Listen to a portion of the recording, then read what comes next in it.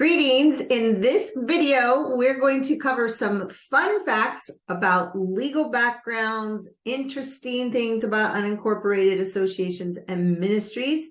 And my intention here in this video is to bring some things together so that it doesn't feel like we're just throwing paint at the canvas and we're actually getting a nice picture. So a little bit of legal background. Private associations have a long-standing record that goes back hundreds of years. Remember, contract, just private contracts, which leads into contract law. They're protected by the Constitution, legal precedents, and a huge amount of case law that even dates back to 1803 with the case of Marbury versus Madison.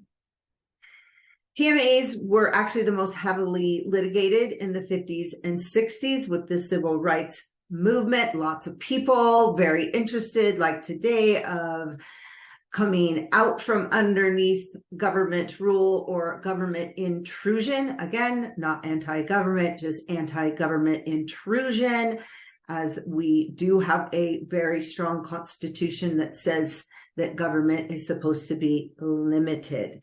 So PMAs did become a cornerstone of that civil rights movement. And a case in point is the NAACP versus Alabama. So the state thought that they should have access to the member roles of the organization, of the association, and they thought wrong. So that's part of that cornerstone of the movement, of the freedom movement of the 50s and the 60s.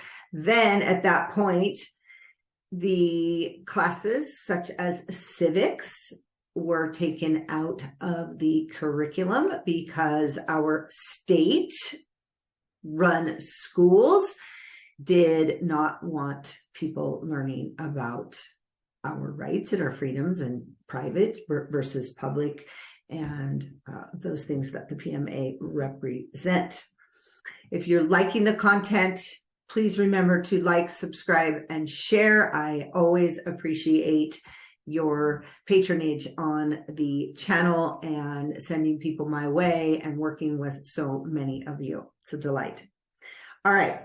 So a little bit more on the 508c1a, because it's just this running long question, because lawyers and CPAs, attorneys are not taught about this code, not talked about this statute of law, because there's nothing for them to learn it because it's in the private. So a little bit more on here. You may have really gotten the sense that the topic of taxes is confusing, and that's part of that because we're not versed in tax law and tax codes. They're constantly being added. Were someone to sit down and try to learn all the tax codes, then that would be a full-time job. So you can look into the ones that are pertinent to what you are wanting to do, but a private organization can use any number of tax codes. There's the 501c3, there's the 501a1, which is tax exempt, but still requires reporting. There's more, but the one we are the most interested in is the 508c1a for faith-based unincorporated churches, ministries, associations, and so on. So this code comes from Title 26 of the U.S. Tax Code. They're all under Title 26. So 26 U.S.C. Section 508, subsection C1A. And it's a section of law that churches and faith-based organizations are accepted out of the powers of general government or out of the powers of government to infringe upon or regulate a faith-based entity.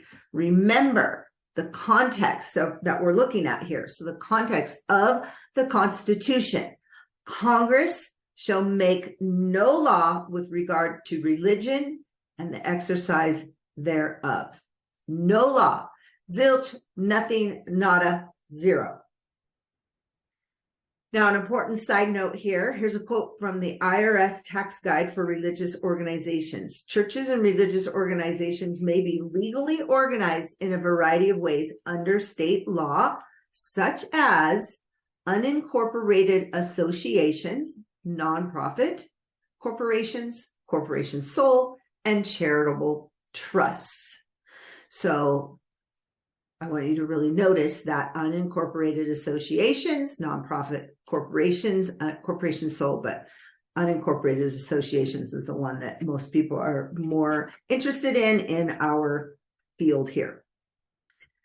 Since government can't infringe upon our religious liberties, our religious activities, our religious beliefs, our firmly held spiritual belief system, unless we ask them to, such as 501s, accepting grant money, incorporating, then they needed a strong reference to accept churches and religious entities outside of government ability to regulate or interfere with. So the Section 508 was created.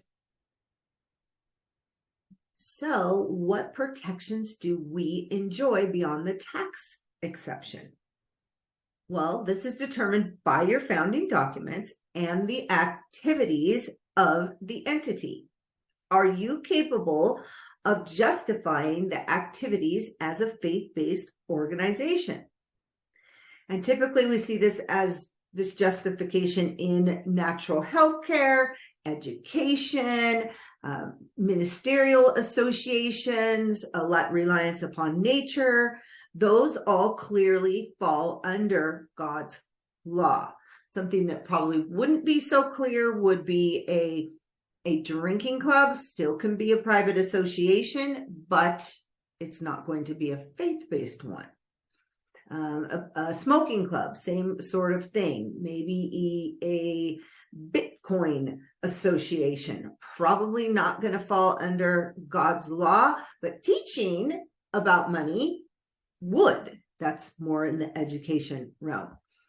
So those are some of the activities you might think of. Also, your First Amendment activities are protected in your private association. So remembering your freedom of speech, your right to assemble, your religious liberties. Those are all inherent in not only our constitutional First Amendment, but in your a private association or ministry. Remember that your properly founded documents include the bylaws. This is the document that speaks to the governing of your activities. It talks about what's going on in your association.